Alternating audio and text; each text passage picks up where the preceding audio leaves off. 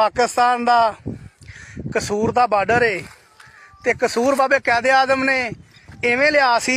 ये चूनिया के मकाम को वीडियो बन रही है जनाब।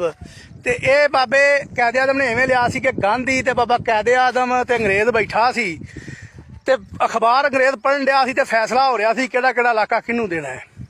बाबे कैदे आदम ने की कीता, कोल चाह पई सी ते माड़ी जी चाह नूं नौकर ठुड्डा मारिया ते चाह जिहड़ी है ना वो डिग पई अंग्रेज दे उत्ते। अंग्रेज दी पैंट पुंट खराब हो गई ते अंग्रेज ने आख्या भी ये चाह किने रोड़ी है। बाबे कैदे आदम ने यह गल आखी कि चाह रोड़ी है गांधी ने। गांधी आखे बाबे कैदे आदम ने रोड़ी है।